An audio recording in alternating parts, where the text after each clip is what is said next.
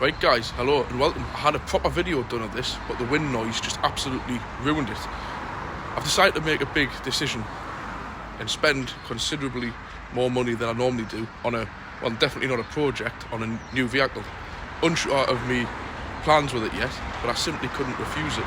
It's not the average kind of car that I buy by far, apart from the L200, the most expensive car I've ever bought in my life, to be quite honest.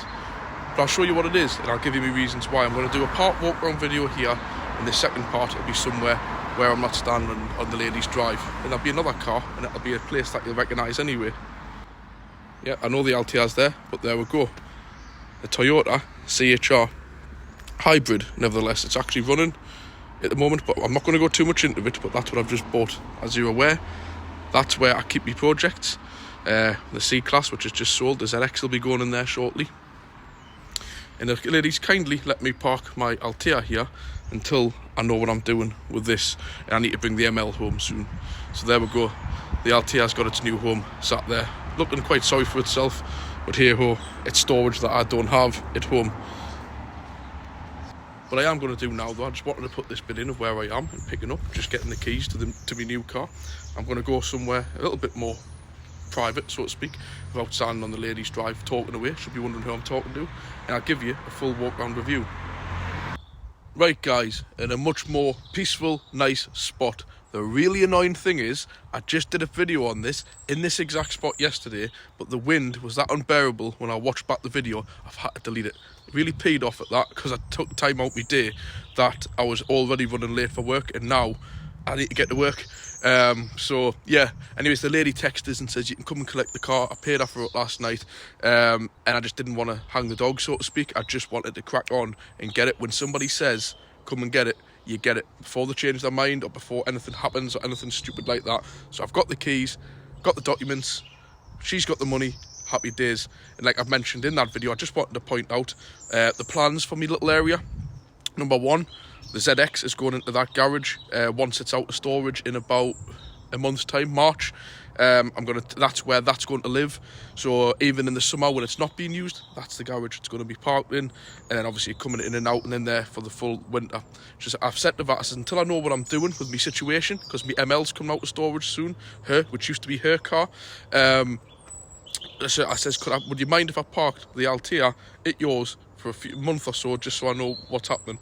No problem, Dan, no problem whatsoever. Happy days, there's the situation. Anyways, all years will be like, never mind all that, Dan. What have you bought? Why have you bought it? It's just, you know, we're used to like seeing you buy an Astra van or a 20-year-old Mondeo. Well, there's a few issues. There's a few reasons behind this. Number one, you know how much we all like our Toyotas. My dad had a brand new CHR, he's got the brand new RAV4, all hybrids, and you see how many hybrids I work on and service. So therefore, when I was offered this one, which we've serviced for the last 2 years, which you know how we service things, all genuine Toyota parts, the full whack, not the bullshit Toyota do going, ooh, it's had a full service, sir, it's had an oil change. This has had an oil and filter, air filter and pollen filter every year, customer request for the last 2 years using Toyota parts. As it happens, if you've watched me vlog, this was just in 2 weeks ago. So 2 weeks ago, this had a full service. Oil and filter, air filter, pollen filter, a full MOT, and a full donkey battery. I'll get onto that in a minute, because these, I was mentioning, these hybrids, even though they've got enough power in the battery pack to run a house, they still rely on a 12-volt battery to start them, which is quite common. So it's got a brand new Bosch battery on. So full MOT, full service, new battery. And I'll get on to a few other things I'm going to do. So anyways, never mind my face, let's have a look at what I've bought. Bearing in mind, this is totally as I've bought it. It's a little bit of a mess, but again, here is out. I've got some plans for this car. So what is it? Obviously, you all know it's a CHR hybrid. So by the hybrid, you'll know it's obviously petrol and electric, hence hybrid, and hence the blue Toyota on the badges. Nice Irish plate. It's a late 2017. It's a 67. So only downside to that is within a few months, unfortunately, it's the £150 tax rather than free. But we can't have it all. But the beauty is, it's exempt across the country from all of the clean air zones and the nonsense, ULEZ and all that rubbish. So these are very, very popular cars at the moment. Very popular. Sorry, somebody had to just swing round, so I moved the car forward. to only turn in place for this road. Anyways, so yeah, these things are mega popular for, well, number one, resale values. They're absolutely insane. They're very popular. Plus, they're absolutely awesome to drive. But I'll get into that again in a minute. So enough of the yak. We'll have a walk around and I'll show you what we've got. Like I've said, it's in a bit of a mess. It's full of bird crap and everything. But this is how I buy my vehicles. Remember, guys, I don't buy vehicles from showrooms or forecourts. I buy them as they are. And this car has hardly been used, but how it does get used isn't the best, really. She does get them washed and stuff, but she's not been very well, so she kind of have just left it. But there's no marks whatsoever on it. Nothing needs done on the paintwork. Just needs a good, clean. I can't wait to get all this bird muck off it. So, onto the car anyway. What is it as in spec-wise? Unfortunately, it's an Icon, which means, so to speak, it's bottom of the range. But there's a hell of a lot of tech on it to make up for it. I'm only saying this because I've had my mum and dad's, which was the Excel, more or less the top of the range. One down from the Dynamic, but it actually had more on it than that. But anyways, different story. What we're going to get into, what makes it an Icon and what's it actually got. First up, it's still got the full LED running lights, inside lights. It's actually running, it's just on electric. The only downside, it's got halogen standard headlamps. Still got the front fogs as well. Still got front parking sensors. The only thing it's missing is the LED headlamps. But I'm going to do an upgrade. They're just a standard halogen bulb. I'm not going to go to the extent of getting LEDs in case it sets faults with the car. But what I am going to get is some Osram night breakers to put in there. And that'll brighten things right up. So anyways, that's at the front end. What we have got though is radar cruise control behind this badge. A lot of spec for a bottom of the range car, believe it or not. I don't think it's quite bottom. I think there's one lower down. So yeah, full radar cruise control, collision management. So if something runs out in front of you, it'll automatically apply the brakes. As well as, like I said, the cruise control, the adaptive cruise control, which is fantastic. Just in case you guys don't know what that is, when you're following, say, a car with your cruise control on, it's 70. If that car slows down, it slows you down. I'm talking to a complete stop here. Even traffic lights. If you're coming towards traffic lights and you've got your cruise control set to 70 and the car in front slowing down to 60, 40, you know, all that, this will stop. Dead to a stop. The minute the lights turn green, the car drives off. It follows that car. Clearly, you've got to steer. And once you reach to the speed of 70, if that car carries on to 80, but your speed set to 70, it'll stop you at 70. If you're driving along in a clear lane doing 70, and somebody overtakes you and pulls in and slows down to say 65, it'll slow you down to 65. Effectively, you don't even need to press the pedals. It's crazy. Best invention, modern invention in a long time. Adaptive cruise control. Thumbs up from me. We've got all the speed sign recognition up there. I don't know if you can see for the reflection. It's like a camera within the mirror binnacle, and that also detects all the road signs and brings it up on the information screen. 17-inch alloy wheels or the 18s? 17-inch alloy wheels. Again, they're not all the fancy diamond cut ones and the big 20-inch that the XLs have, but you know what it is? They're functional and they're usable, and it's kind of like what this car's made for. It's a bit higher off the ground, nice thick tyres, not the little crappy, what do you call them? Low profiles. This one runs a hell of a lot better than than my mum and dad's did with the low profiles on. So obviously around the side, you've got your LED mirror indicators.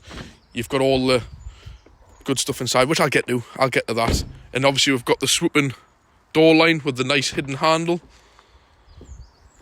And I do like this spoiler at the back in the shark fin. Must be like the sat-nav radio control. But I really do like that spoiler, and I am not a spoiler lover, but the spoiler really does set the back end of these off. Really like it. Like I said, it's minging. It's got all salt all over the plastics. I'm getting to that bit shortly, guys. But anyways, again, with it, the only real issues around the back, with it not being the top spec one, it's got standard lights in the back where the other ones have the LED ones that flick across and everything. Again, probably all more to go wrong. Not ideal. It's again got the parking sensors, But again, it's got the black area, the unpainted areas, but it's all in the areas you want them. I prefer this. Now, the top ones have all this colour-coded in fancy colours. Now, all these areas are where you've got dogs getting in and out the boot. Here, you've got here where there's people banging shopping trolleys and God knows what indoors. You don't want these bits to be colour-coded, to be quite honest. And I think it looks quite alright, and I think it's more than functional. Hence, I bought it. I can live with that. I like it.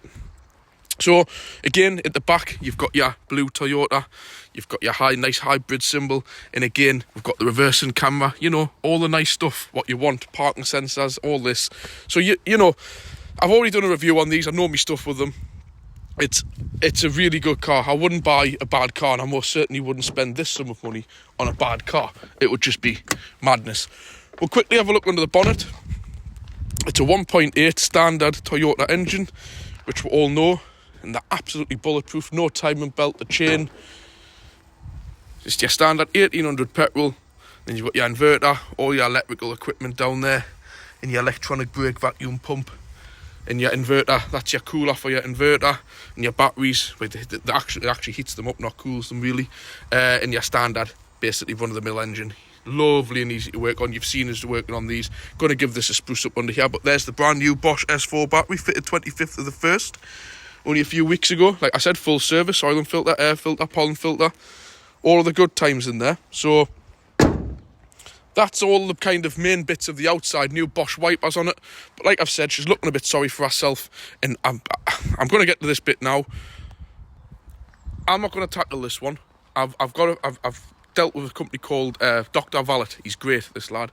For 80 quid, he's going to do the car top to bottom, and I get more. He'll be like, "Oh, Dan, you just need to put a bucket and sponge over it and polish it." I know, but there's more to it, and I would rather it be right. So, as you can see, all this birch. In fact, on the weekend, I'm actually going to try and do something about this and get it off it. I can't leave it all weekend like that. So, like I've said, it's going to get a full wash from top to bottom, completely, a full wax, machine polish, all the rest of it. It's going to get all this plastic treated. It should actually clean up all right. It shouldn't really need treated. It's got the mud flap pack on as well, which is really nice to see.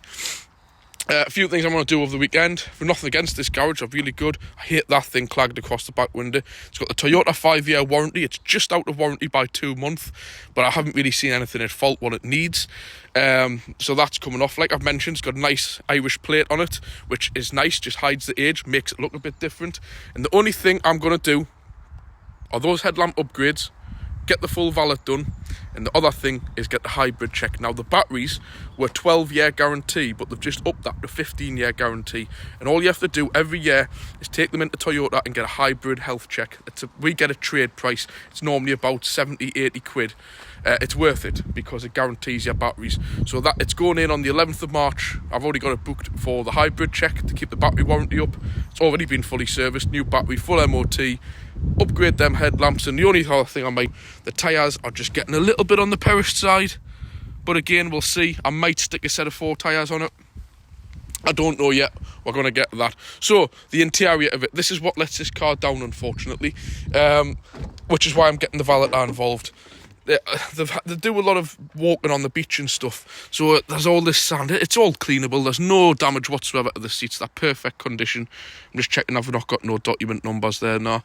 It just needs a good spruce up. Nice wet vac on them seats. Get them cleaned up. As you can see, it's mainly just sand. It's just, but you know, it's not how I want a car of this value to be in.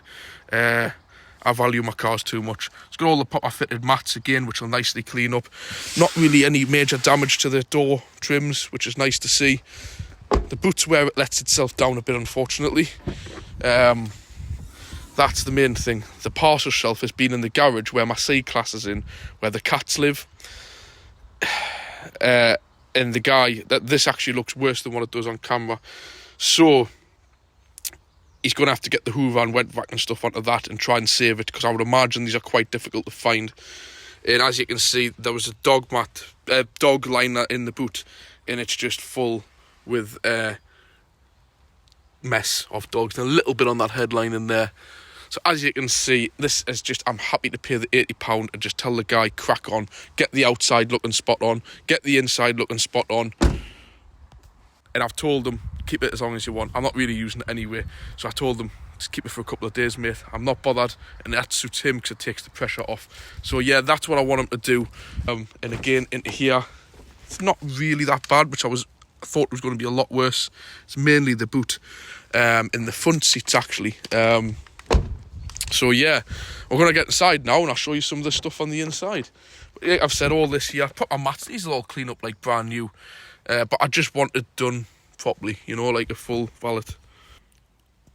So when we're inside, it's absolutely lovely. I'm just going to shut the door. Right, so inside, as you can see, it's got the nice big touchscreen display with your hybrid system on. So obviously, if I press the throttle to make it start up, the engine fires up. As you can see, the needle, then it stops because it doesn't need to be on. But if I put the heating on, it may actually come on, but the engine's warm anyway, so it probably won't. But you can get the engine to cut in doing various things. It's just cut in there. I don't know if you can hear it or not, but if I put it into gear, you see, tells you there, you see power going to the wheels and all the rest of it. When you do regen braking, it charges the battery. But anyways, we'll get on to that now. So it's a hybrid, so it's a CVT gearbox, absolutely beautiful to drive. So just like a normal automatic to get in, park, reverse, neutral, drive, and B. Now the B is great. You put it into B, and that does 1 foot driving to an extent. So basically, when you want to slow down or brake, you just let your foot off the throttle, and that does regen braking. So instead of using your brake pads and discs, it uses the electric motor in reverse, and you actually gain charge. So you get like free energy basically by slowing yourself down. So that's a good feature to have. It's got obviously an electronic handbrake with automatic hold function for on the hills, traction control, which is good to have because the earlier ones didn't have this, and it was a nightmare. See, the engine's just started up there.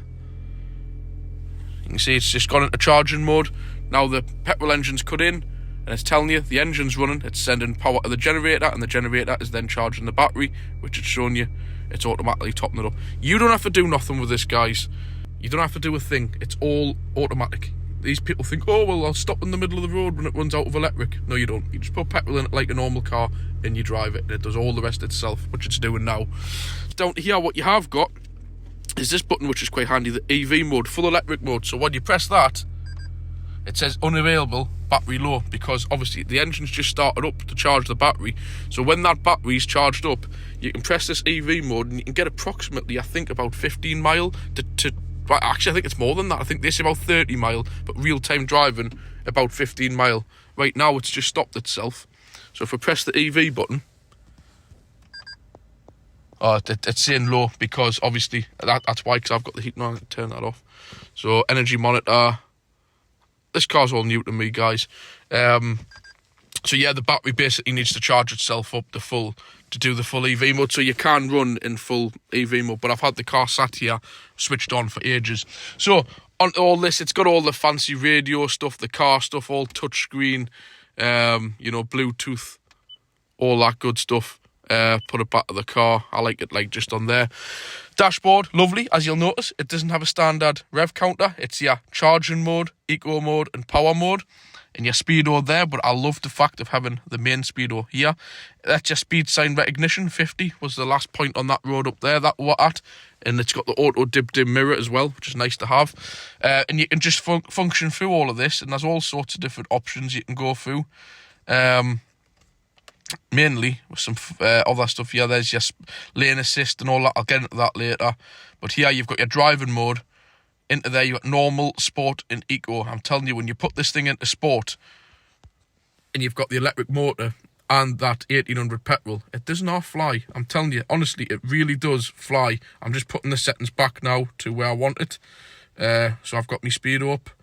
It's got all sorts of stuff. G monitors, I'm just going through now. Not that you're on a hybrid, you really need all that, but there we go, back to the speed. And as you can see, it's only done 25,000 mile, just about to click 26.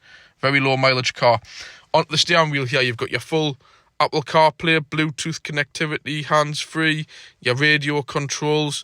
And on here, you've got a whole host of stuff. So you've got lane assist active, and inactive. I hate that. I don't like it. I had it on me Mitsubishi. Basically keeps you within your lane. If you swerve or move, it'll actually assist you back into the lane. It's got a speed limiter, which I've actually been using on there, just an old school speed limiter. And you've also got your collision management, which you can set the sensitivity on that between the distance between you and the car in front. So we'll have a look at that there. See, so you can set the distance, how close you follow the vehicle in front with the radar cruise control. So then we get down to this bit, which leads to this. This is standard cruise control, but when you pull it towards you, it's radar cruise control. See, radar ready. And then basically with that, that's where you set the distance. You set the speed and the car drives itself, basically. Spot on. It's also, obviously, got your standard 4 electric windows, electric mirrors. And down here, it's got your automatic main beam. So if I just put the lights on there, it's saying auto. So you drive along and it puts main beam on when required. When it spots another car coming the distance, it automatically knocks it off. Let's put the lights back to auto on there. So that's that. Full of spec, guys, for what they call a so-called bottom-of-the-range car. Love this gear lever. You've got all your standard climate control, aircon, dual zone, all that kind of malarkey. You've got your Bluetooth, your USB and AUX input there. There's another port somewhere in here, there. 120 watt, that. There'll be a one behind the seat somewhere, I think. But yeah, I'm not going to go too much into this. I just want to get your opinions of it. Do you like it or do you not? I know it's not everybody's cup of tea. I know I'm an old school car guy myself. But this is something I couldn't pass up on. I don't know my plans for it yet. I don't know. I think what I'm going to do is use it for a few months over the summer and then probably move it on. I would like the work and air conditioning, which none of my cars have. And I also would like that radar cruise control for a few long journeys we've got. And for me, running about back and forward like 2 miles to pick my son up, on a normal time, I never go more than 15 miles. I can do all that nearly in electric mode. So it would be nice to save some money on fuel. So, potentially I'm going to keep the car for a little while. Or maybe I'll move it on. I don't know. But I just couldn't refuse it because a lot of you guys will probably know yourself. You're looking at this car and you think, oh, I wouldn't have bought that. Oh, look at the mess it's in. But look how much work it's had done. It's had all the right stuff done. We've looked after it. Low mileage. Listen, it's exactly what you want. Not these polished turds that they've got on these forecourts, where they're in much worse condition than this. They get bulled up, all the scratches and the marks and the cigarette smell inside them, masked up with like perfume and God knows what. This is just a genuine car. Needs a bit of sand hoovered out of it, a good wash. That's it. It's a proper good car. So that's why I bought it, and the price I bought it, I couldn't refuse. And if anybody is interested possibly in it, I don't know. If somebody made us a good offer on it, I could potentially let it go. It's one of those things. I've just bought it on a whim. Hence, I've had to leave my Seat at her house because I'm running out of space. Because at the door at the minute, I've got the Jag S-Type. I've got me the van for Holly's car. I'll be bringing the ML home soon, and the Altia, and this. So I've asked the lady if I can just keep the Altia there. I'll decide what I'm doing. So if somebody makes a good offer, and if anybody's in the market for a bloody good hybrid, let us know. But remember, this is just how it is. Once it's validated, once it's had its hybrid check, I'll upgrade them bulbs, might even stick some tyres on it. It's going to be an absolute minter. But yeah, I'll come back to you when it's been validated, clearly. I'll come back to you when I do the headlamp upgrade, and I'll also do a bit of fun when we've got it booked into the Toyota dealership. Now, I've MOT'd this car and done a full service and check over on it last week or the week before. It'd be interesting to see what bullshit they pull. They'll say, would you like a health check, sir? Would you like your car check? I say, yes, no problem. Do a full health check. Thank you very much. And just see what crap they come back with for a laugh. Like I said, I'm getting the hybrid check done. But if they want to do all that bullshit, they can. And we'll see what they come back with. I do know a couple of the tyres are perished, which I totally understand. But it'll be interesting if they come back and go, oh, your tyres are massively perished. Red warning. Don't drive it back. Emergency. You need tyres right now. I know it doesn't. But be interesting to see. I know exactly the only faults this car's got, and it is them tyres, basically. That's it. And there's just a few cracks on them. They weren't even bad enough to advise for the MOT, to be honest. And we are quite sticklers for tyres. But we'll see. All that's to come. Please, guys, I've done this video. I want some feedback on it. Let us know. What do you think? Do you think I've made a mistake? Am I getting a bit too above myself, getting involved with cars like this? Trust us, it's not an everyday thing, guys. I've had a lot of high value cars offered to us and I refuse them, but these hybrids I know are very, very popular. So I know whether I keep it myself, I'm going to like it, or whether I decide to move it on, it's going to be a no-brainer. People are buying these things like hotcakes because of all these ultra low emission zones and stuff. So I'll never have a problem selling it. I'm going to enjoy using it. Let us know what you think. Have I made a mistake? Do you not like it? It would have been nice that I'd been the XL spec. I'm just going to go through what my parents' car had above this, which isn't much for the top of the range, is electric folding mirrors. I'm not bothered. It had down here, was the self-parking. Again, I'm not that bothered. And a heated steering wheel. Naturally, it had leather seats and heated seats, which the switches were here for it. But bar that, there's not a great deal of difference between the top and the bottom. Like I said, it's got all the full black roof lining and everything. Auto dipped in mirror, automatic lights and wipers. It's got all the good stuff. So we'll leave it there. Leave some feedback, please. It would be great. If you like it, hit the like. If you don't like the car, still hit the like to help my channel.